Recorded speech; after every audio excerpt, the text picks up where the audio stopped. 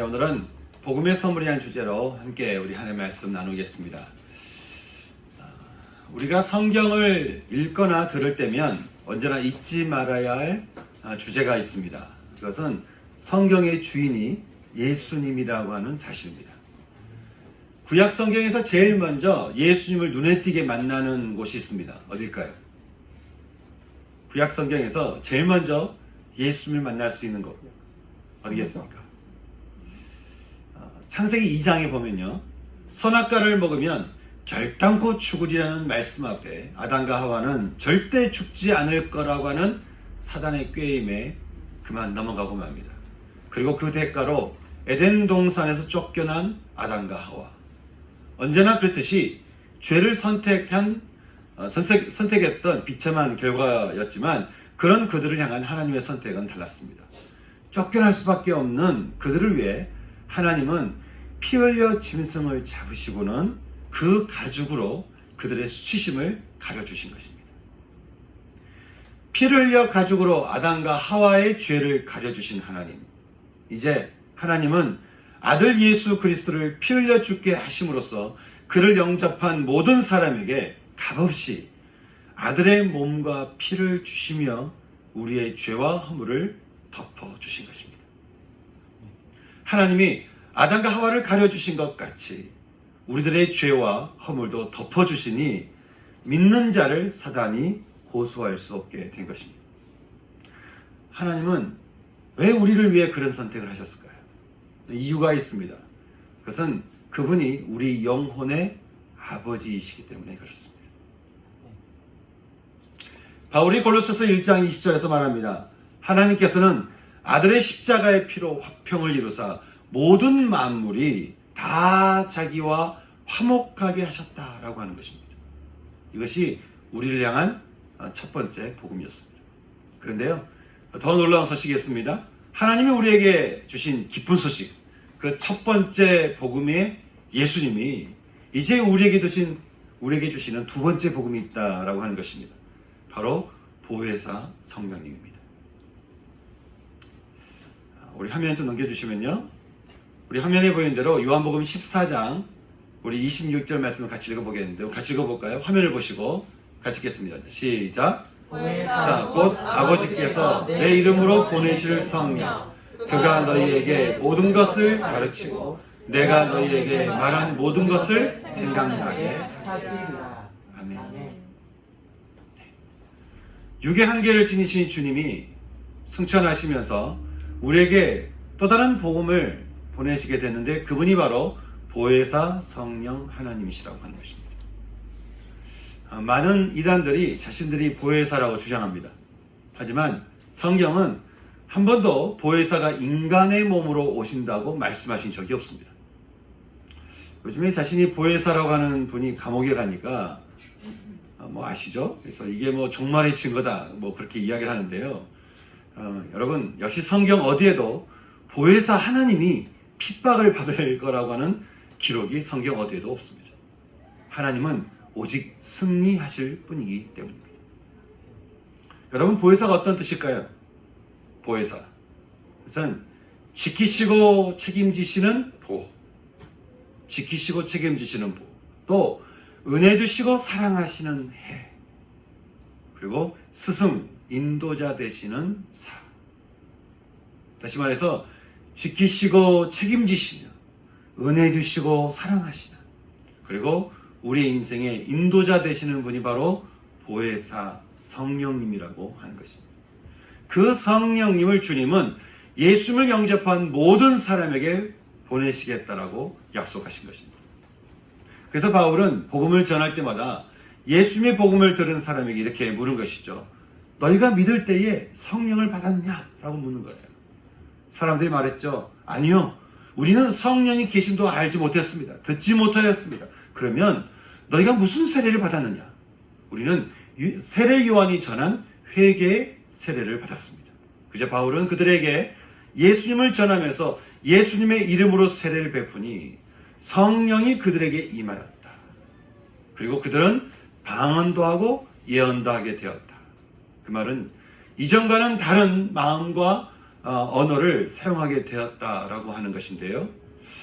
참 이 말씀을 보게 되면 한 가지 생각되는 것은 요즘에는 참 많은 사람들이 세례를 받지만 참 이렇게 성령의 세례를 받는 것을 제가 보는 게 참 드문 것을 보게 됩니다. 이유는 간단합니다. 사람들이 복음을 전해 듣고 회개, 즉 돌이키는 회개의 세례는 받지만 예수님을 나의 주인으로 모시는 그분을 내 삶의 구세주로, 내 삶의 구원자로, 나의 왕으로 영접하는 이 성령의 세례는 받지 않기 때문인 것이에요. 그러니까 예수님 앞에 내가 회개는 해요. 말씀 앞에 내가 회개하고 내 마음을 회개하고 생각을 회개하고 회개는 합니다. 그런데 그 예수님을 내 삶의 주인으로, 내 삶의 구세주로, 나의 왕으로, 나의 신으로 그렇게 영접하지는 않는 거예요. 주님 말씀하셨죠. 내가 진실로 진실로 너희에게 이르노니 누구든지 하나님의 나라를 어린 아이와 같이 받아들이지 않는 자는 결탄코 거기 들어가지 못하리라. 천국이 가까이 왔지만 그 천국을, 예수님을 어린아이와 같이 받아들이지 못하고 마음이 길가 곧 굳은 땅 같아서 고집이 세고 마음이 돌밭 같아 의심함으로 뿌리를 내리지 못하면 마음에 근심 걱정 가시덩굴에 천국이 막힌 사람이 어떻게 성령의 역사를 알 수 있겠냐라고 하는 것이죠. 사랑하는 여러분, 우리가 예수를 믿는다라고 하면서요, 단지 마음에 찔려서 회개의 세례만 받고 유일한 신이시고 왕이신 예수님을 어린아이와 같이 순전하게, 그렇게 겸손하게 그분을 나의 아버지로 이렇게 받아들이지 않는다면 여러분, 천국을 앞에 두고 천국을 누리지 못하는 그 삶이 얼마나 안타깝겠습니까? 교회를 다니면서 가장 안타까운 것은 예수님에 대한 소식을 계속 들어요. 예수님에 대한 소식을 계속 내가 알아요. 그렇지만 그렇게 천국이 내 앞에 있는데도 불구하고 천국을 누리지 못하는 삶이 얼마나 많은지 모르요. 얼마나 안타까운지 모르는 것이죠.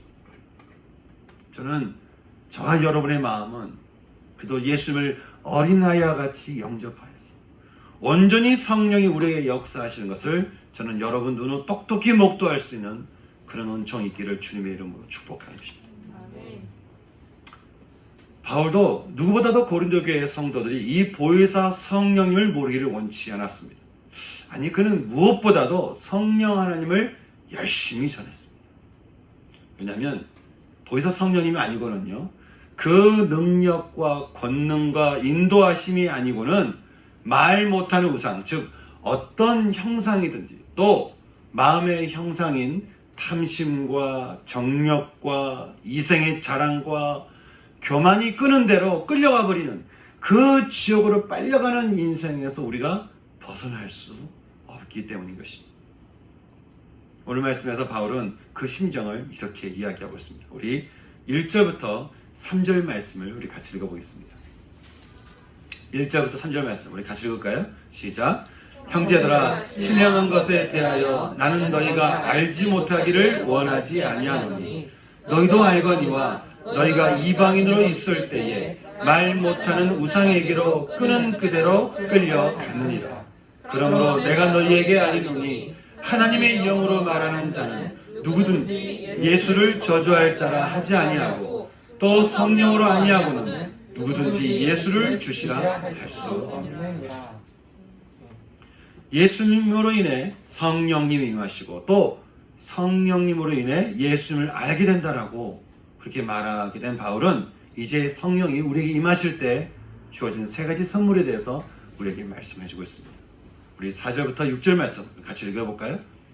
4절부터 6절 말씀 같이 읽겠습니다. 시작. 은사는 여러 가지나 성령은 같고 직분은 여러 가지나 주는 같으며 또 사역은 여러 가지나 모든 것을 모든 사람 가운데서 이루시는 하나님은 같으니. 7절. 각 사람에게 성령을 나타내심은 유익하게 하려 하심이라. 아멘. 성령이 임하시면 우리가 누리게 될, 또 받게 될 첫 번째 선물에 대해서 바울은 말하기를 그것은 은사다, 그렇게 이야기를 해주고 있습니다. 은사다. 여러분, 은사라고 하는 단어, 이 카리스마톤이라는 단어는요, 하나님의 은혜, 하나님의 선물을 뜻하는 카리스마의 복수형으로서요, 하나님께서 한없이 주시는 은혜와 선물을 말합니다. 무엇을 한없이 준다는 것일까요? 바로 하나님에 대한 깨달음, 하나님에 대한 지식, 하나님에 대한 성품을 말하는 것입니다. 우리가 은사를 보통 말할 때 어떻게 말합니까? 은사를 말할 때 어떤 재능이나 또 어떤 능력이나 우리는 달란트를 우리는 말을 합니다. 그러나 그것은 은사가 드러나는 어떤 모습이지 은사의 본질은 아니라는 것입니다. 하나님께서 우리에게 주시는, 말씀해 주시는 은사라고 하는 것은 하나님이 어떤 분이신지를 우리에게 한없이 알게 해주시는 은혜요 선물이라고 하는 것입니다. 바울은 그 은사에 대해서 몇 가지를 우리에게 소개해 주고 있는데요. 8절과 9절 말씀 우리 같이 읽어보겠습니다. 같이 읽을까요? 시작. 어떤 사람에게는 성령으로 말미암아 지혜의 말씀을, 어떤 사람에게는 같은 성령을 따라 지식의 말씀을, 다른 사람에게는 같은 성령으로 믿음을, 어떤 사람에게는 한 성령으로서 병 고치는 은사를. 바울은 성령이 우리에게 임하시면 나타나는 은사가 먼저는 지혜의 말씀과 지식의 말씀이라고 우리에게 말을 합니다. 성령이 임하시기 전까지는요, 그렇게 이해되지 않고 재미없어 보이던 그 말씀이 성령이 임하시면 내 안에 계시는 성령 하나님으로 인해서 말씀이 달달해지기 시작하는 거예요. 말씀이 참 달기 시작하는 거예요. 말씀이 귀에 쏙쏙 들어오면서 말씀이 마음에 하나하나 다가와지게 된다고 하는 것이죠. 왜냐하면 하나님을 알아가고 하나님에 대한 확신을 가질 수 있도록 성령 하나님이 우리 가운데 임하셔서 우리에게 알려주시기 때문이라고 하는 것이. 베드로를 봐도 좀 그런 것 같습니다. 사복음서에서 나타난 베드로 보면요, 사복음서의 베드로는 꼭 뭔가 사고칠 것 같아요. 꼭 무슨 일을 꼭 저지를 것만 같고 참 좌충우돌의 그 모습을 우리가 어렵지 않게 이렇게 발견할 수 있게 되는데요. 성령이 임하시게 되는 사도행전의 베드로를 보게 되면 굉장히 당당하고 또 위대한 그런 복음 전도자의 모습을 우리는 보게 됩니다. 베드로가 전하는 복음을 전해드렸던 제사장들과 장로들의 반응이 참 재밌었습니다. 말하기를, 야, 저 베드로라는 사람을 보니까 본래 배운 것이 없는 보잘것없는 사람인 줄 알았는데 이렇게 담대하게 말한 것을 보고 그들이 놀랐다는 거예요. 가장 뛰어난 지식을 가진 그런 사람들이 베드로의 이야기를 보고 저게 보잘것없는 사람인 줄 알았는데 베드로 이야기를 듣고는 깜짝 놀랐다라고 하는 것이. 저는 여러분의 입술에서 나온 복음 때문에 많은 사람들이 놀랄 수 있는 은혜가 있기를 소망합니다. 그들은 베드로 안에 계신 성령님이 그에게 지혜와 지식의 말씀을 깨닫게 하신 줄 그들은 알지 못했습니다. 저 역시 성령 하나님의 제 안에 오신 뒤로는 말씀이 즐거워지고 말씀을 통해 만나는 하나님이 좋아지는 거예요. 여러분, 우리가 뭔가 이렇게 좋아지는 마음이 이렇게 막 차오르면 그대는 어떻게 될까요? 그것을 말하게 됩니다. 그다음 어떤 공고한 인생을 제가 이렇게 만나게 되면요, 제가 이렇게 저도 모르게 그렇게 말해주고 싶은 마음이 막 올라오는 거예요. 우리 인생에는 힘들고 고달프고 무겁만 있는 것이 아니라 우리의 모든 상황을 뛰어넘는 우리에게는 기쁜 소식이 있다, 복음이 있다는 것을 이렇게 내가 말해주고 싶은 거예요. 제가 말씀드렸지만 제가 이렇게 택시를 타고 집에 가는데요, 운전기사 아저씨가 이렇게 너무 삶이 고달해 보이시는 거예요. 그래서 제가 그랬습니다. 아저씨, 제가 예수 믿는 사람인데요, 혹시 제가 이렇게 기도해 드려도 되겠습니까? 그랬더니 아저씨가 제가 내릴 골목길에 이렇게 차를 딱 세우시고는 시동을 탁 끄시는 거예요. 그리고는 두 손을 딱 모으시는 거예요. 감격이었습니다. 제가 그날 밤에요, 제가 할 수 있는 모든 마음을 다해서 그분을 축복해 드렸습니다. 하나님이 어떤 분이신지, 그리고 하나님이 어떤 존재인지, 하나님의 은사가 한없이 풀어지는 시간이었습니다. 여러분, 그 축복이 어디서부터 온 것이겠습니까? 성령 하나님의 축복 아니겠습니까? 저는 이것을 경험한 뒤로부터는요, 제가 이렇게 힘겨워 보이는 분들을 위해서 제가 기도하는 것을 제 즐거움으로 삼고 있습니다. 제가 그분을 만나서 기도해 드리던, 또 그분의 손을 잡고 기도하던, 그분을 참 그분이 내 기도를 듣지 못하지만 제가 홀로 있을 때 그분을 위해서, 그분들을 위해서 제가 기도하는 것이죠. 왜냐하면 그것이 그분들에게 축복이 되기 때문이고, 또 그 기도 가운데 하나님 얼마나 놀라운 분이신지, 그 하나님이 얼마나 그 사람을 사랑하시는지, 그리고 하나님 얼마나 나를 사랑하시는지, 하나님 얼마나 우리를 사랑하시는지를 그 기도하는 그 은사의 시간을 통해서 깨닫게 되기 때문에 그런 것입니다. 제가 또 언젠가 집회에서 말씀을 전하는데, 듣는 이가 귀도 열리지 않고, 또 말씀을 저도 이게 말이 안 풀리는 거예요.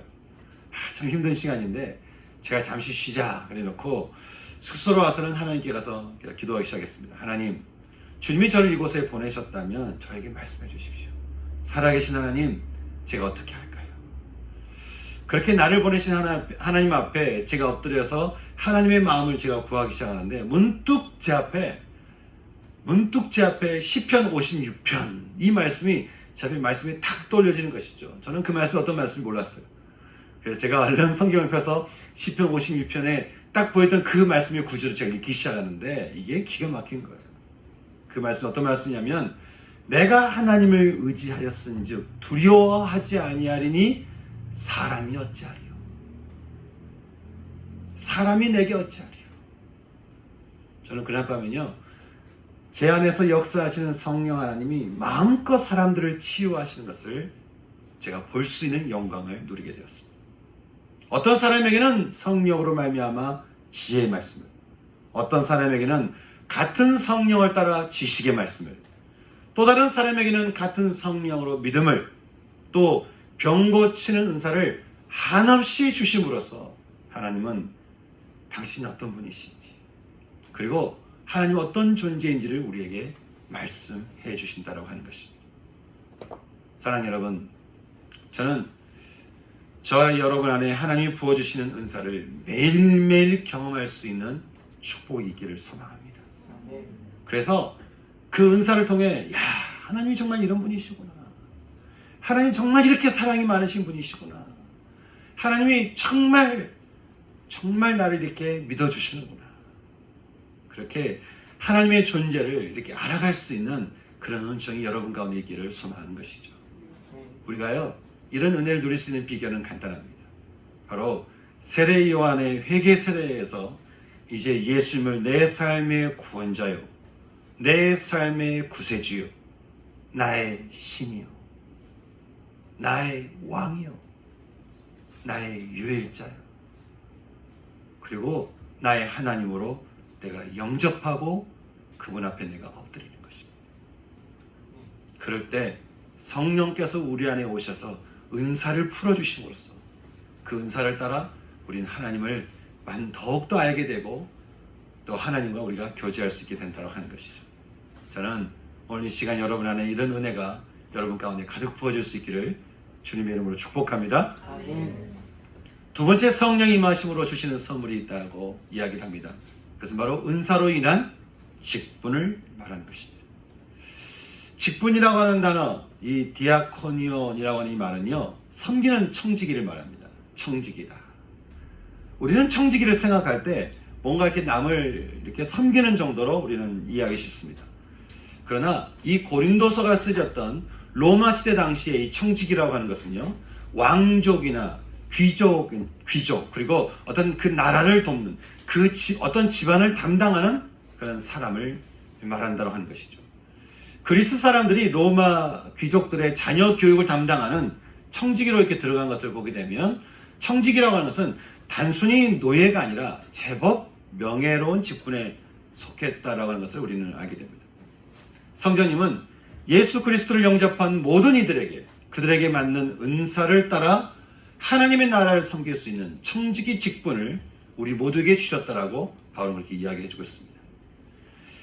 고린도전서 12장 28절 말씀 보게 되면요, 하나님이 교회를 통해서 세우신 몇 가지 직분에 대해서 우리가 볼 수 있는데, 첫째는 사도요, 둘째는 선지자요, 셋째는 교사요, 그 다음은 능력을 행하는 자요, 또 병 고치는 자요, 여러 모양으로 서로 돕는 것과 다스리는 것과 각종 방언을 말하는 것이다. 그렇게 바울은 이야기해 주겠습니다. 그래서 바울은 말하기를 너희가 이런 곳에 머물지 말고 그냥 내게 이것이 있구나라고 그렇게 거기에 머물지 말고 더욱더 큰 은사를 사모해라. 그러면 주님이 가장 좋은 길을 알려주실 거다. 그렇게 우리에게 말을 해주고 있는 것이죠. 여러분은 하나님으로부터 어떤 직분을 받았다고 여러분 생각되십니까? 여러분에게 어떤 직분이 있으십니까? 아니, 여러분은 어떤 직분을 사모하고 계십니까? 우리는 직분이라고 할 때 그 명칭에 우리는 좀 집중하는 경향이 있습니다. 그래서 뭔가 명칭을 주면 그 명칭에 부담을 갖기도 하고 또 어떤 사람은 그 명칭에 욕심을 갖기도 합니다. 그러나 그 명칭이 사도가 됐든 또 선지자가 됐든 교사가 됐든 그게 리더든 요리사든 간호사든 변호사든 세일즈맨이든 간에 하나님이 세우신 모든 직분에는 한 가지 공통점이 있는 것을 발견하게 됩니다. 그것은 바로 은사로 인해 알게 된 하나님을 전하는 증인이라고 하는 것입니다. 요한일서 5장 11절과 12절 말씀을 이렇게 말을 합니다. 또 증거는 이것이니 하나님이 우리에게 영생을 주신 것과 이 생명이 그의 아들 안에 있는 그것입니다. 아들 있는 자에게는 생명이 있고 아들이 없는 자에게는 생명이 없느니라. 또 사도행전 2장은 말하기를 너희에게 성령이 임하시면 너희가 권능을 받고 너희가 온 세상에 가까운 데서부터 또 온 세상까지 온 세상에 이르기까지 너희가 증인이 된다라고 우리에게 이렇게 말씀을 해주고 있는 것이죠. 다시 말해서 우리가 어떤 모양으로 직분을 받게 됐든 그 모든 직분의 이름과 역할은 바로 증인이다라고 하는 것입니다. 이것이 은사를 받은 자에게 주어지는 직분이라고 하는 것이죠. 세상에 예수 믿는다라고 하는 사람 중에요, 증인을 찾기란 참 쉽지 않은 요즘인 것 같습니다.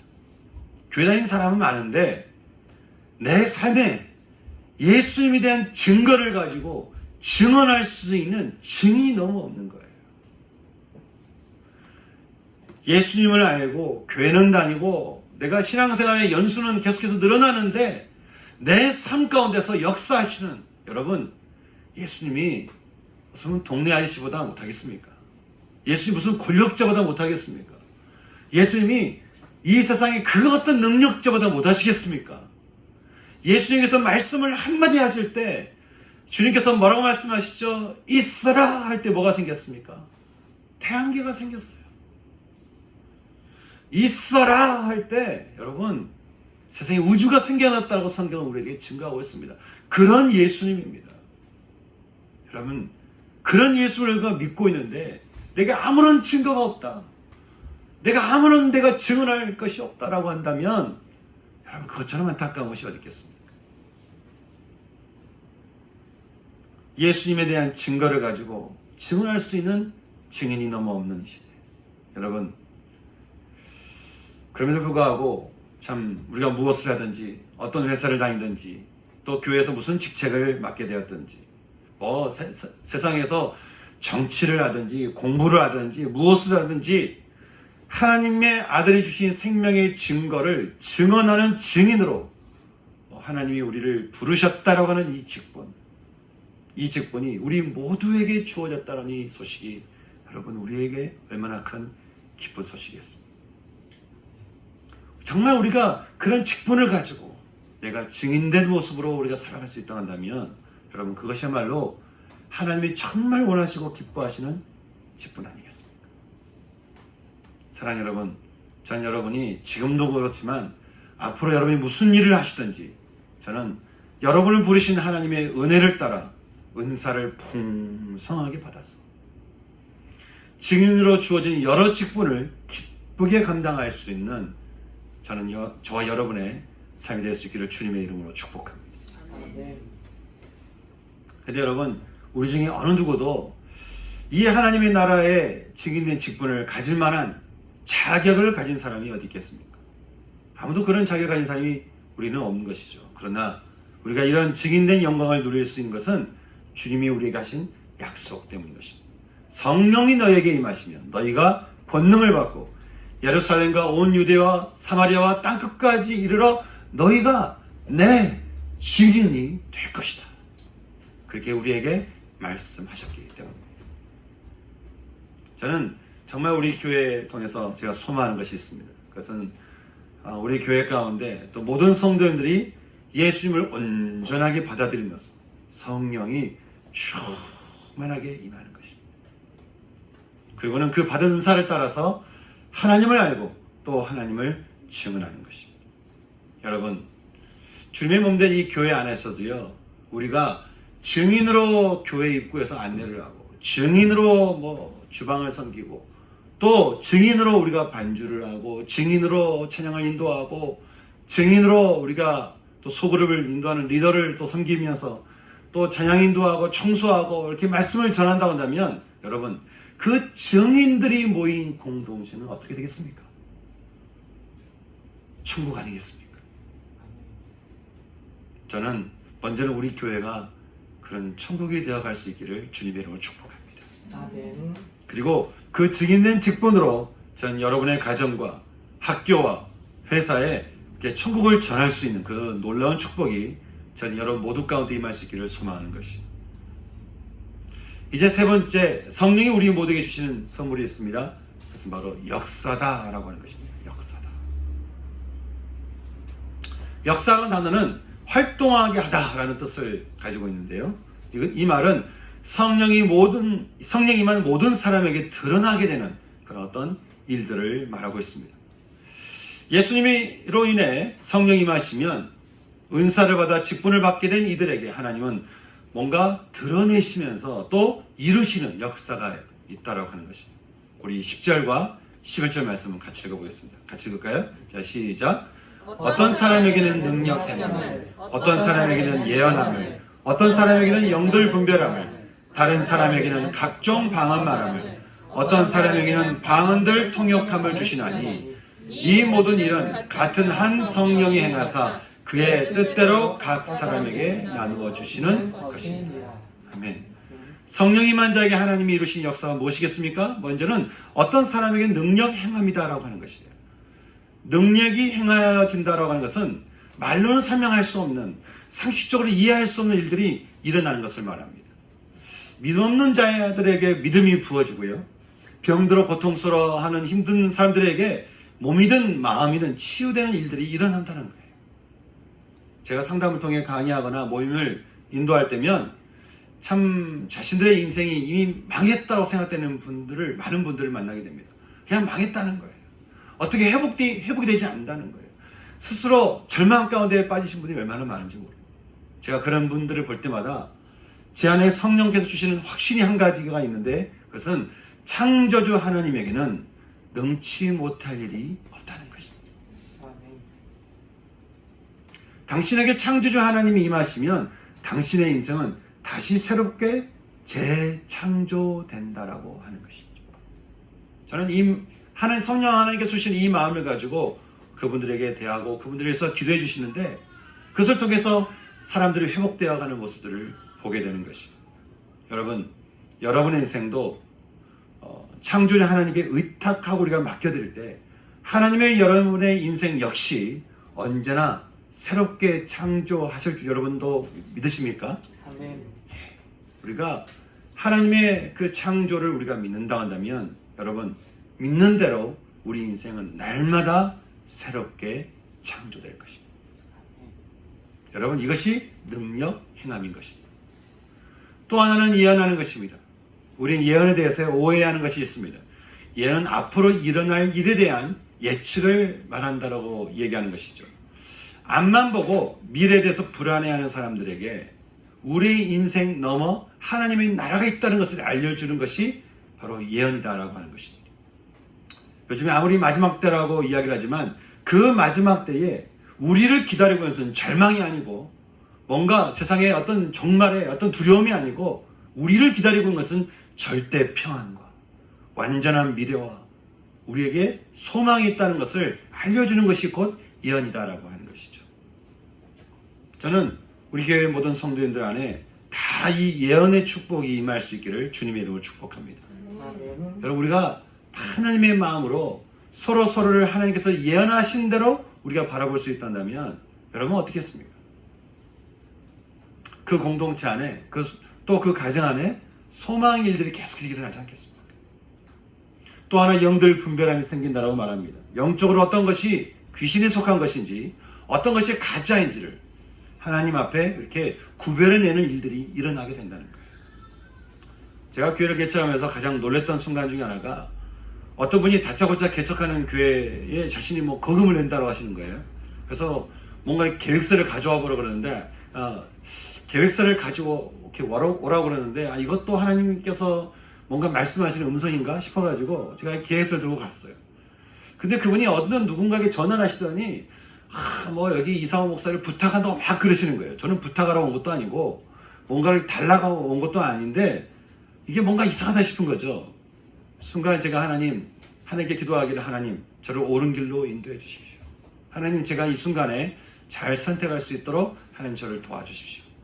그렇게 제가 기도를 하는데 제 귀에 아주 크게 들려오는 재밌는 소리가 있는 거예요. 그것은 계속 통하는 그분의 전화 속에서 들려온 소리가 Please call later. 이분이 가짜로 전화하고 있었던 거예요. 근데 어쩌면 그 소리가 내 귀에 그렇게 크게 들려오는지 제가 그 소리를 듣고 그분과의 관계를 끊었어요. 그리고 이분이 교회를 다니면서 이렇게 사기를 하시는 걸 보고 또 같이 어떤 만나고 계시는 목사님에게 제가 전화를 드려서 목사님 이분하고 연결을 끊으셔야 됩니다.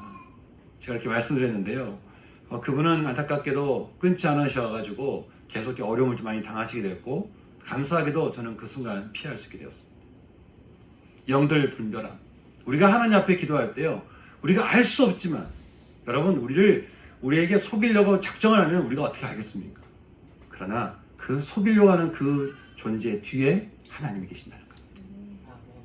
우리가 성령 하나님께 내 삶을 의탁하고 맡게 될 때 성령 하나님이 영들 분별함을 주셔서 우리로 하여금 무엇이 가짜인지 무엇이 진짜인지 무엇을 붙들어야 되는지를 우리에게 말씀해 주신다고 하는 것이죠.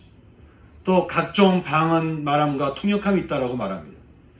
방언에 대해서 우리가 흔히 하는 것은 알 수 없는 이상한 언어를 말하는 것을 그것만이 방언이라고 생각한다고 하는 것입니다. 물론 성령이 임하시면 우리의 혀가 풀어져 가지고 우리가 알 수 없는 언어를 사용하기도 합니다. 하지만 그것이 방언의 전부는 아닌 것이죠.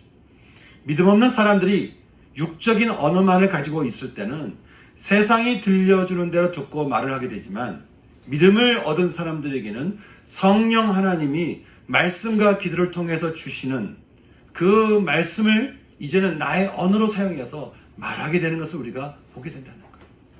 내가 이제까지 사용하지 않았던 또 내가 이제까지 쓰지 않았던 그런 사랑과 희락과 기쁨과 친절함과 그런 절제 언어들이 내 입술에서 나오게 되더라는 거예요.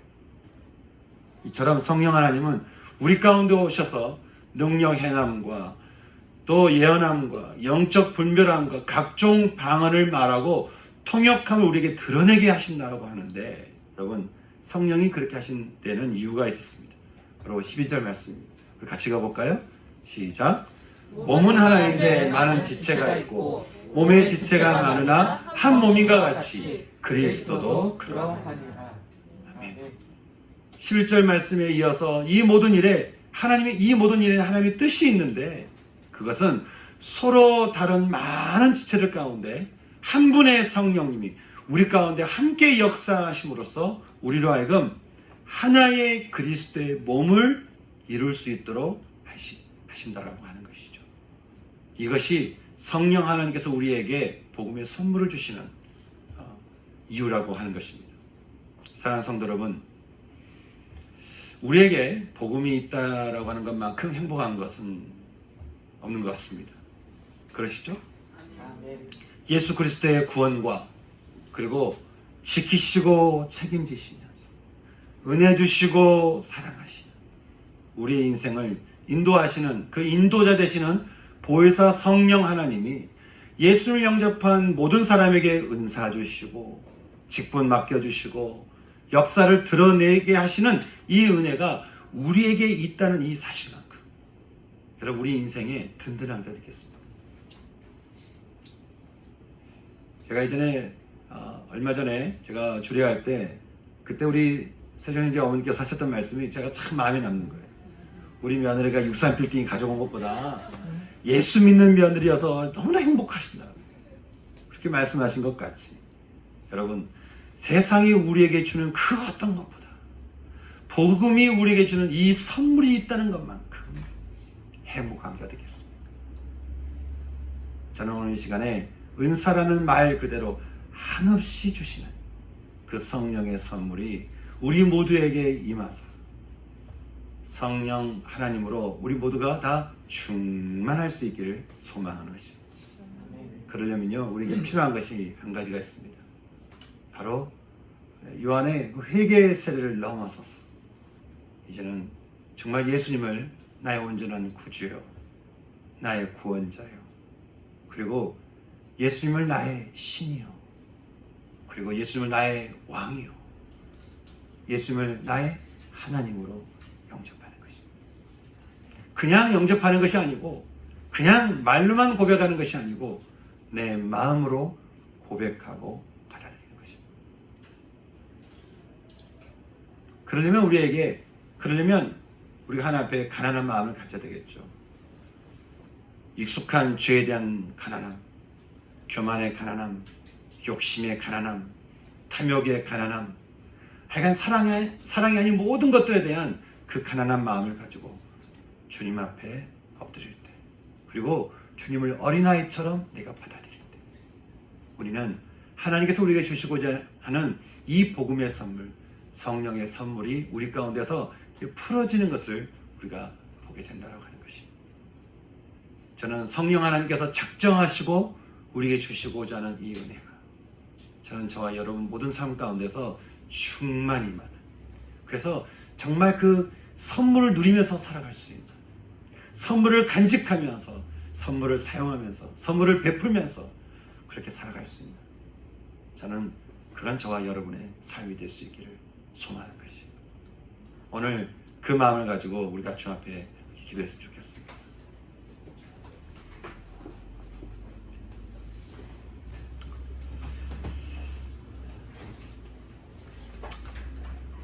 사랑하는 여러분,